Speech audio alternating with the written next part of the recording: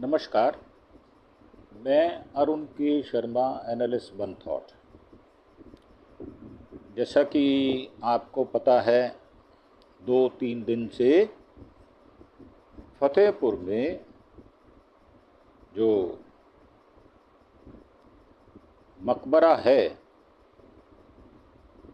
उसको मंदिर विवाद में घसीट लिया गया है और एफआईआर दर्ज होने के बावजूद बीजेपी के जिला अध्यक्ष जो मुख्य अभियुक्त हैं उनकी गिरफ्तारी नहीं की गई। तो इस विषय में बात करेंगे। उससे पहले जो मेरे दोस्त देखने वाले हैं, जो सुनने वाले हैं, हमारे व्यूअर्स हैं, सब्सक्राइबर हैं, जो आम पब्लिक है, उनसे मेरी प्रार्थना कि आप हमारे चैनल अरुण के शर्मा, एनालिस्ट वन थॉट को सब्सक्राइब अवश्य करें, ताकि जो भी विवादास्पद विषय होते हैं उनकी सही सटीक जानकारी आप तक पहुँचे और बेखौफ बेलाग बगैर किसी का पक्ष लिए हम निष्पक्ष रूप से सारी सूचनाएं, सारी न्यूज़ आपको उपलब्ध कराते हैं। परंतु पिछले कई दिनों से, 8-10 दिन से सब्सक्राइबर हमारे पास नहीं आ रहे, हम नहीं जुटा पा रहे। क्या कारण है वो मेरी समझ से बाहर है, जबकि हम रोज़ 5-6 एपिसोड आपको अलग अलग विषयों पर सटीक जानकारी के साथ देते हैं। तो आपसे एक बार फिर से प्रार्थना कि आप अरुण के शर्मा, एनालिस्ट वन थॉट को सब्सक्राइब अवश्य करें। मात्र 5 सेकंड लगते हैं, उसके बाद बेल आइकॉन का बटन भी दबाएं। तो अब आते हैं विषय पर। तो ये जो मकबरा है, इसको मंदिर विवाद के जो पीछे कहानी निकल कर आ रही है वो ये है कि मकबरे के पास 12 बीघा जमीन है और भारतीय जनता पार्टी जिला अध्यक्ष ने भीड़ इकट्ठा की। लोगों से बोले 5 दिन पहले सब शांत था। ये बात बिल्कुल उचित है। इससे पहले कोई विवाद नहीं था, कोई चर्चा नहीं थी और इसके साक्ष्य इतिहास की पुस्तकों में भी मिलते हैं कि ये उनका मकबरा था। अब इसको कब उन्होंने सोच लिया कि इसको घसीट लिया जाए, ज़मीन की कीमत बढ़ रही है और ज़मीनें उपलब्ध नहीं हैं और एक समद करके हैं जिनकी ये यहाँ पर मज़ार भी है, मकबरा है, तो इसको फसाद में ले लिया गया और वहाँ पर खुलकर जमकर गुंडागर्दी, आतंकवाद फैलाया गया। अंदर घुसकर तोड़फोड़ की गई, जबकि पहले से पुलिस को चेता दिया गया था। उसके बावजूद भी पुलिस ने उनको रोका नहीं और उसके बावजूद एफआईआर, 7 अगस्त की बात है ये, एफआईआर होने के बावजूद भी गिरफ्तारी नहीं हुई। 6 दिन पहले की ये बात है। तो 7 अगस्त यानी आज से 6 दिन पहले फतेहपुर शहर के आबू नगर में मकबरे को लेकर कोई धार्मिक विवाद था ही नहीं। 1% भी कोई विवाद नहीं था, निर्विवाद ये मकबरा मुसलमानों का था। इस्लाम के लोग मानने वाले वहाँ काबिज थे और आते जाते थे। वो सब कार्य वहाँ पर अपने जो धार्मिक कार्य होते हैं वो कर रहे थे। अब ये 7 अगस्त को मठ मंदिर संरक्षण संघर्ष समिति, ये तथाकथित है, जो लूट मार, आतंकवाद, गुंडागर्दी और वाहियातपना, जबरन कब्जा करना, ये इस समिति का काम रहा है, जैसा कि सुनने और देखने में आया है।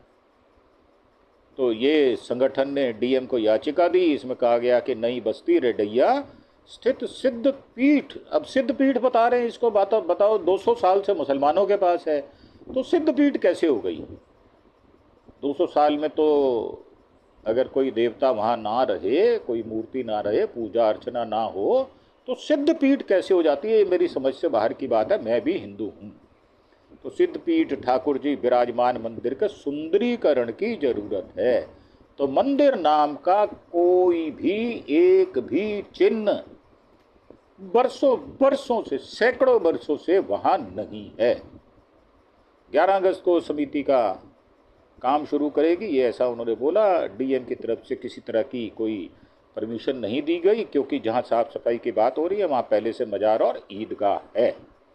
8 अगस्त को फतेहपुर भारतीय जनता पार्टी जिला अध्यक्ष मुखलाल पाल, मेन कल्प्रिट, जो अपराधी है, अभियुक्त है, वो यही है।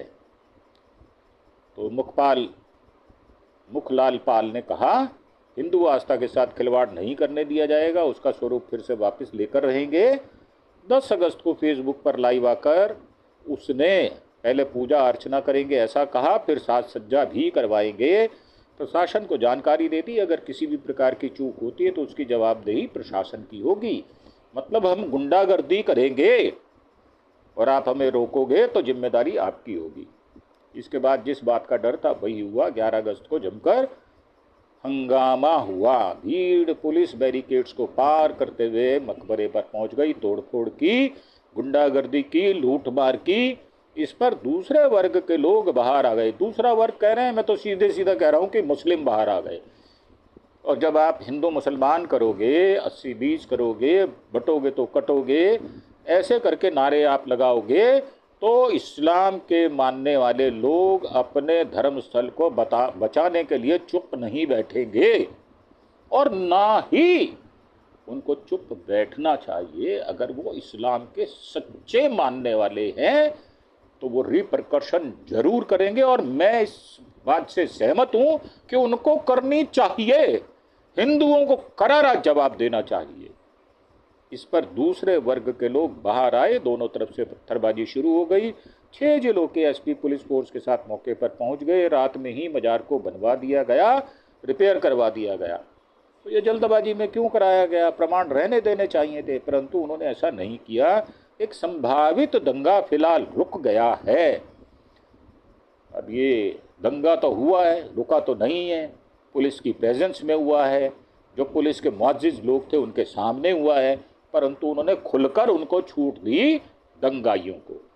लेकिन तनाव अभी भी बरकरार है और रहेगा और रहना चाहिए, यह मेरा स्पष्ट मानना है। अगर इस प्रकार की घटनाएं होंगी तो तनाव रहना चाहिए।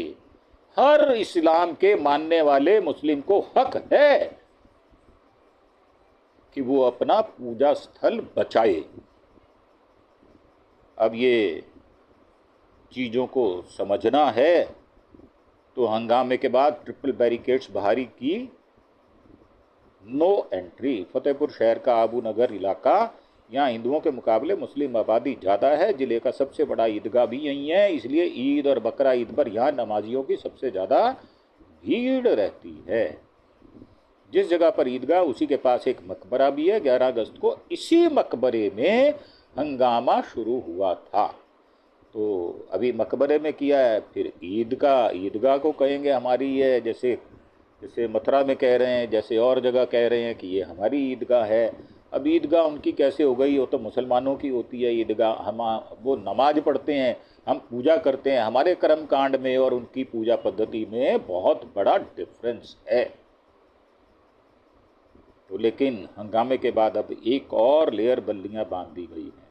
मकबरे तक जो रास्ता जाता है वहाँ भी बैरिकेड्स लगाकर पुलिस को बिठा दिया गया है। ऐसे बिठा दिया गया है जैसे मूर्तियाँ बैठ जाती हैं, ऐसे बिठाया गया है। करती कुछ नहीं है पुलिस, करती वही है जो वहाँ का निजाम अजय सिंह बिष्ट कहते हैं, यानी जो भोगी और ढोंगी कहेंगे, जो हिंदू मुसलमान करने के सबसे बड़े पैरोकार हैं, जो लड़ाई झगड़े दंगे करवाने में मास्टर हैं, जो अपने खिलाफ 9 केसों को वापस ले लेते हैं, लोकसभा में दहाड़े मारकर रोने वाला ये आदमी बहरूपिया है, भगवे में ये भोगी है। तो कोई बाहरी होता है तो उसे वापस कर दिया जाता है। माहौल शांत है लेकिन तनाव साफ नजर आता है, और ये योगी चाहते हैं तनाव हो। ये तनाव कृष्ण जन्माष्टमी तक बना रहने की उम्मीद है, इसलिए प्रशासन यहां तक जाने वाले सभी रास्तों पर मजबूत बैरिकेडिंग कर रहा है। जिन पुलिस वालों की ड्यूटी लगाई गई थी वे अभी यहीं तैनात हैं। जो जिन्होंने छूट दी थी तो उनके ऊपर क्या कार्रवाई की वो भी तो बताओ। तो ये तस्वीरें 11 अगस्त की। हंगामे के दौरान हिंदू संगठन के कुछ कार्यकर्ता मकबरे में पहले से बनी मजार पर चढ़ गए और तोड़फोड़ की और भगवा ध्वज वहां लहरा दिया, जो कि उनकी पूजा पद्धति के खिलाफ है। मंदिर के कागजात दिखाए, हम माला फूल डालकर पूजा करवाएंगे। तो क्या माला फूल डालकर पूजा हो जाती है? बेवकूफो, पूजा पद्धति के विषय में कुछ जानते हो? वहां ना मूर्ति है, ना स्थान को पवित्र किया गया, ना जागृत किया गया, तो तुम्हारा कैसे हो सकता है? तुम्हारे बाप का राज है क्या? जहां उंगली रखोगे वहां तुम उस पर कब्जा कर लोगे। ऐसे तो गुंडे करते हैं, गुंडे, वो भी भारतीय जनता पार्टी के छटे हुए गुंडे। तो हम पास ही वहाँ बस्ती है, वहाँ बड़ी संख्या में लोग मौजूद थे। उन्हीं में से एक शाहरुख कहते हैं, जिस वक्त हंगामा हो रहा था मैं यहाँ नहीं था। जैसे ही हंगामे का पता चला हम भाग कर आ गए। लोग पथराव कर रहे थे। यह संविधान के हिसाब से काला दिन था। ये बिल्कुल वही दिन था जैसे बाबरी मस्जिद को ढहा दिया गया था। वही प्रयोग संयोग के साथ किया जा रहा था, क्योंकि जन्माष्टमी है। तो जन्माष्टमी के संयोग को प्रयोग के तौर पर किया जाना था, जो कि फेल हो गया। जैसे ही हंगामे का पता चला भागकर आ गए लोग और पथराव कर रहे थे। यह संविधान के हिसाब से काला दिवस है। फतेहपुर के इतिहास के लिए भी यह काला दिवस है। हम लोगों ने बाद में जब जांच पड़ताल की तो पता चला हंगामा करने वाले ज़्यादातर लोग बाहरी थे। ये कहना उचित नहीं है। वहाँ के जिला अध्यक्ष भी भारतीय जनता पार्टी के वो भी थे। उनको भड़काते हुए, तोड़ते फोड़ते हुए, गाली गलौज करते हुए, गुंडागर्दी करते हुए देखा गया है। जो मुखिया थे वो दूर खड़े होकर सब तमाशा देख रहे थे, भड़का रहे थे लोगों को। तो विवाद के बाद मकबरे में प्रशासन ने ताला लगा दिया। हमने पूछा कि कौन मुखिया था। शाहरुख कहते हैं भारतीय जनता पार्टी जिलाध्यक्ष मुखलाल मुखिया थे। 5 दिन से मीडिया में यहाँ पर लोगों को इकट्ठा होने के लिए कह रहे थे। प्रशासन को चाहिए था कि उन्हें हाउस अरेस्ट करते। वो मुसलमान तो है नहीं जो हाउस अरेस्ट कर ले, और वो कांग्रेसी नहीं है तो क्यों हाउस अरेस्ट करते उनको? अगर वो बीजेपी के हैं तो छुट्टे सांड की तरह वो घूमेंगे। आपको उनको बलपूर्वक रोकना पड़ेगा। आप में दम है तो आप रोक लें, पुलिस नहीं रोकेगी।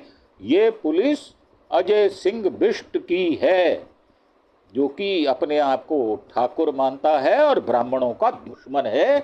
460 ब्राह्मणों का एनकाउंटर कराने वाला ये व्यक्ति पुलिस की उपस्थिति में, पुलिस की कस्टडी में जो मर्डर करवा देता हो, ये वो अजय सिंह बिष्ट है। तो उन्हें किसी चीज़ का डर ही नहीं है। वे तो कह रहे हैं हमसे कोई कागज मांग सकता है। तो क्या मुखलाल संविधान से ऊपर हो गए? हाँ, हो गए। मेरा मानना है कि वो संविधान से ऊपर हैं, क्योंकि उनके पास एलिजिबिलिटी है। वह भारतीय जनता पार्टी के जिला अध्यक्ष हैं और हिंदू हैं, इसलिए वो संविधान से ऊपर हैं।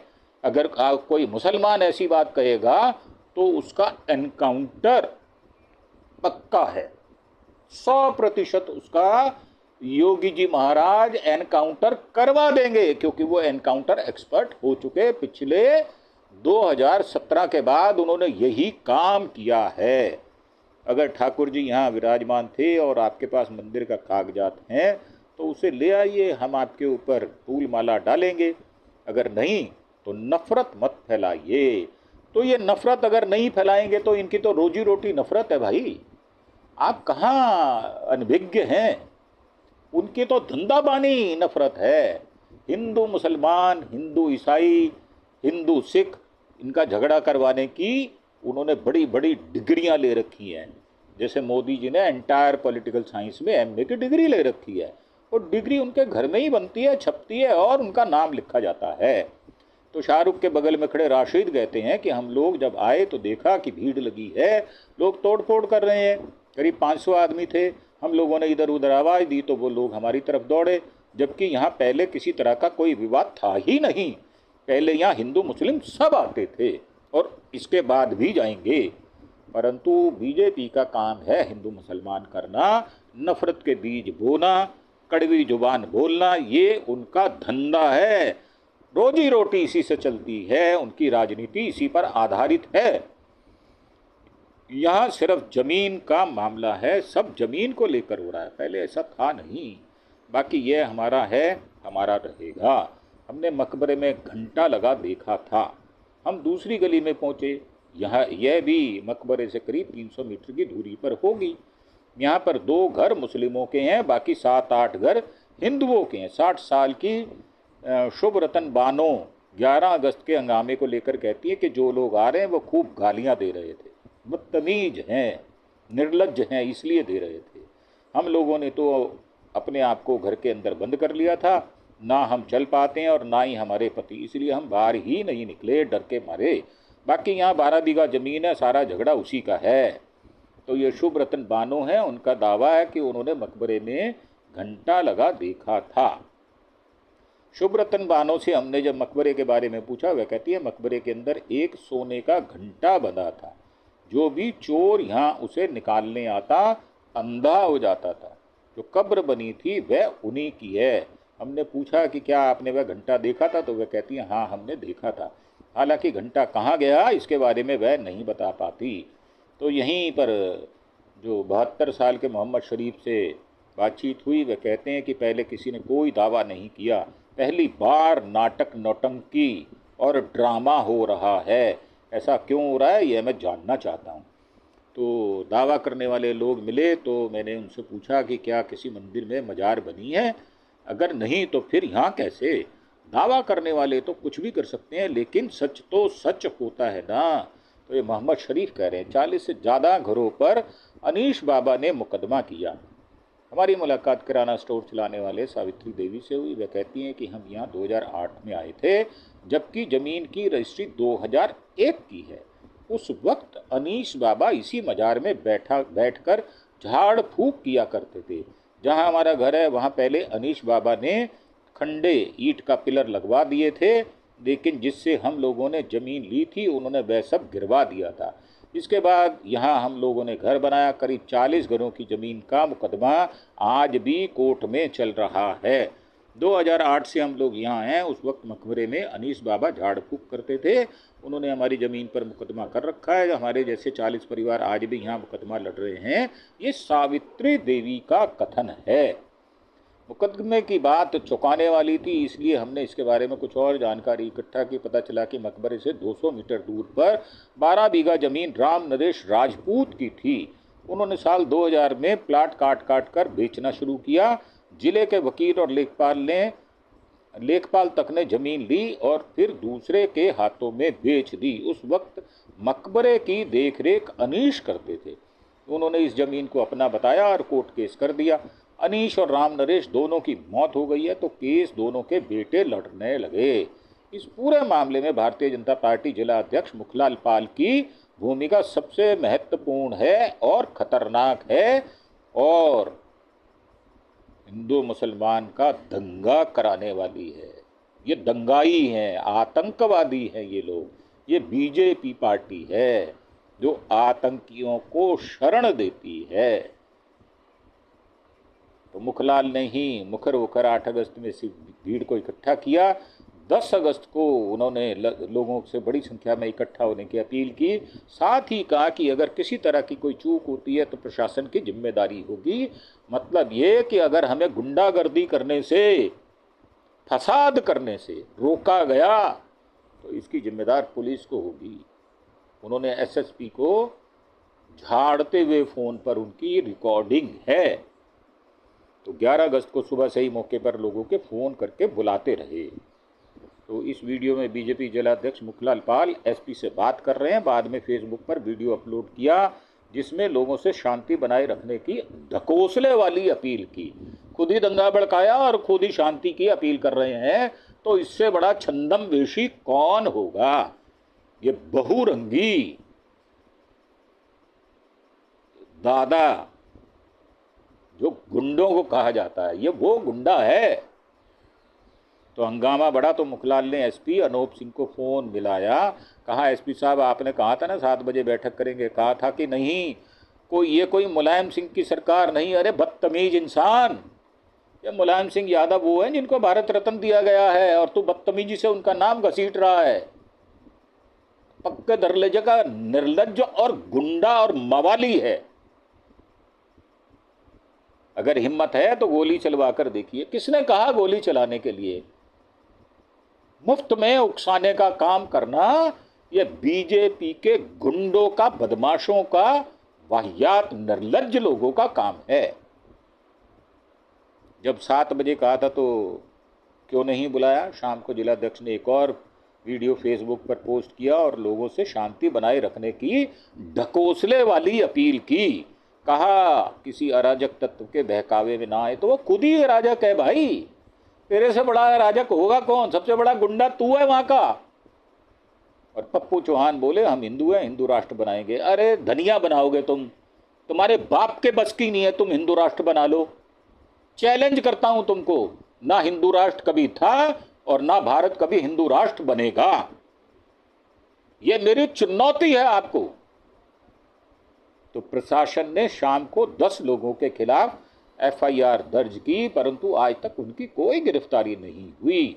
जिला अध्यक्ष का नाम कहीं नहीं रखा गया एफआईआर वाली लिस्ट में। एक नाम पप्पू चौहान का है। पप्पू सपा के नेता हैं, लेकिन इस घटना में शामिल होने के बाद सपा ने उन्हें पार्टी विरोधी गतिविधियों में लिप्त होने के चलते पार्टी से बाहर कर दिया। हमने पप्पू से भी बात की, पता चला कि वह लखनऊ में है। वह कहते हैं कि हम तो सनातनी हैं, हिंदू के नाम पर एफआईआर होनी थी तो हो गई। हमने कहा सरकार तो आपकी है। वह कहते हैं कि है नहीं, हम सनातनी हैं, हम तो हिंदुत्व के हैं। वो हिंदुत्व ढकोसले वाला, बनावटी, लोगों में नफरत फैलाने वाला हिंदुत्व है ये। सरकार हमारी नहीं है, हम तो सनातन के नाम पर काम कर रहे हैं। पूजा अर्चना करना कहाँ मना है? कोई मना नहीं, अपने घर में करो, अपने घर में बैठ के करो।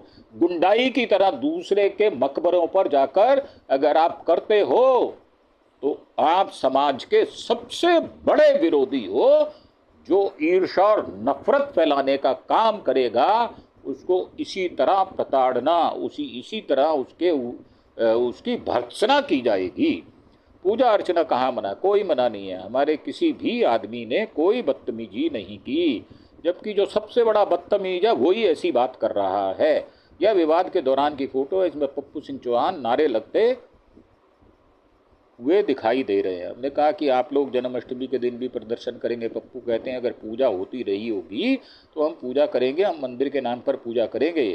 तो आप तो शमशान घाट में भी, कब्रिस्तान में भी मंदिर के नाम की पूजा कर लेंगे। आपका कोई ठिकाना तो है नहीं, और ना आपका दिमाग अपने सिर पर। ये फितूर जो है जिस दिन ठुक गए, सही बता रहा हूँ, खुलकर बोल रहा हूँ, जिस दिन ठुक गए ना उस दिन सारी होश ठिकाने में आ जाएगी। सिर्फ डंडे के यार हो तुम लोग, जूता तुम्हारी मुंह पे पड़ेगा तो सारी अकल आ जाएगी। उन्होंने कहा कि हम हिंदू राष्ट्र की मांग करते हैं। भाई हिंदू राष्ट्र, कोई हिंदू राष्ट्र नहीं है। पूरे विश्व में एक भी देश हिंदू राष्ट्र नहीं है। उसके लिए काम कर रहे हैं, आगे भी करते रहेंगे। पप्पू ने 12 अगस्त की शाम को एक वीडियो जारी किया, उसमें उन्होंने कहा कि सपा सिर्फ मुसलमानों की पार्टी है। ये आपका वहम है। वो तो यादव भी हैं उसमें, और उसके अध्यक्ष भी यादव है। मुलायम सिंह यादव भी यादव थे। ये आपको किसने कह दिया कि वो मुस्लिमों की पार्टी है? बिल्कुल गलत। आप बरगलाने का, भड़काने का जनता को काम कर रहे हैं, जो आपको भारी पड़ेगा आने वाले समय में। बात चता रहा हूँ आपको। और सपा सिर्फ मुस्लिमों की पार्टी है। मैं हिंदू हूँ और सनातन के लिए लड़ता रहूँगा। सपा से इस्तीफा देता हूँ। अरे तू क्या देगा इस्तीफा? तू छुट भैया, तू क्या इस्तीफा देगा? तेरे को सपा पार्टी ने तेरे पिछवाड़े लात मार के तेरे को कुत्तों की तरह बाहर निकाल दिया। जहां तोड़फोड़ हुई, प्रशासन ने उसे रातों रात सही करवा दिया। 11 अगस्त को भीड़ 2 बार मकबरे के पास पहुंची। पहली बार तो संख्या कम रही, नारेबाजी के बाद वापस चले गए, लेकिन कुछ देर बाद ही दुगनी संख्या में लोग पहुंचे और बवाल काट दिया। मकबरे में पूजा पाठ करने लगे। दोनों तरफ से दो मज़ारें बनी थी, उन्हें भी तोड़ दिया गया। तो प्रशासन ने किसी भी तरह की को कंट्रोल किया। रात में पुलिस संगठनों ने आपत्ति जताई, मुस्लिम संगठनों ने, तो प्रशासन ने रात के 1 बजे राजमिस्त्री और मजदूर बुलवाकर टूटे हुए हिस्सों को फिर से बनवा दिया। मकबरे के मुख्य दरवाजे पर ताला जड़ दिया। बाहर 3 लेयर की ऐसी बैरिकेडिंग की कि कोई अंदर नहीं जा सके। मौके पर कई थानों की फोर्स को लगा दिया गया। तो ये यूपी है, यूपी में नफरत की राजनीति चलती है और अब्दुल के पेच कसे जाएंगे। ये भारतीय जनता पार्टी का संकल्प है। इसी नफरत की राजनीति के चलते ही उसको सत्ता मिली है, नहीं तो इनको, इन शिखंडियों को कौन सत्ता में बिठाता। और फिलहाल स्थिति कंट्रोल में है, लेकिन मौके पर तनाव है। प्रशासन हर संभव कोशिश कर रहा था अब किसी भी तरह की कोई अप्रिय घटना ना हो। जिन लोगों के खिलाफ मामला दर्ज है अभी उनमें से किसी की भी गिरफ्तारी नहीं हुई। प्रशासन का कहना है कि हम जल्द ही उनकी गिरफ्तारी करेंगे और हम ढकोसले करेंगे, चोचलेबाजी करेंगे। असल में जो अभियुक्त हैं उनकी गिरफ्तारी नहीं होगी, मैं लिख कर देता हूं आपको। और ये छुट्टे सांड समाज में ऐसे ही नफरत फैलाते रहेंगे। हिंदू मुसलमान का जब तक दंगा नहीं होगा इनकी छाती पर ठंडक नहीं पड़ेगी। ये वो लोग हैं जो दंगे के ऊपर रोटी सेकने वाले लोग हैं, ये उसी का खाने वाले हैं। ये धिष्ठा खाने वाले बीजेपी के जो मानने वाले लोग हैं, उनका जीवन इसी तरीके से अर्जन करके चलता है। ये मेरी बात निश्चित है। अगर किसी को बुरा लगता है तो मैं कुछ नहीं कर सकता। इन्हीं विचारों के साथ आपसे एक बार फिर से प्रार्थना करते हुए कि आप हमारे चैनल अरुण के शर्मा एनालिस्ट वन थॉट को सब्सक्राइब अवश्य करें और इसी प्रकार के निष्पक्ष विचार, जहां पर मुसलमानों को दोष देना होगा तो हम पीछे नहीं हटेंगे, और जहां हिंदुओं को दोष देना होगा वहां भी हम बुलंद आवाज से उनको लताड़ेंगे और उनकी भर्त्सना खुले शब्दों में करेंगे। इन्हीं शब्दों के साथ कि आप हमारे चैनल अरुण के शर्मा एनालिस्ट वन थॉट को सब्सक्राइब अवश्य करें, ताकि अब आपको इस प्रकार की वीडियो सुनाई दे, विचार सुनाई दें। एक प्रार्थना और है कि आप वीडियो को पूरा देखा करें। अंत में जो हम संदेश देते हैं वो आप आधा वीडियो सुनकर बंद कर देते हैं या चेंज कर देते हैं, तो प्लीज़ इस वीडियो को पूरा देखें। इन्हीं विचारों के साथ आपसे विदा लेते हुए धन्यवाद, थैंक यू, जय हिंद, जय भारत।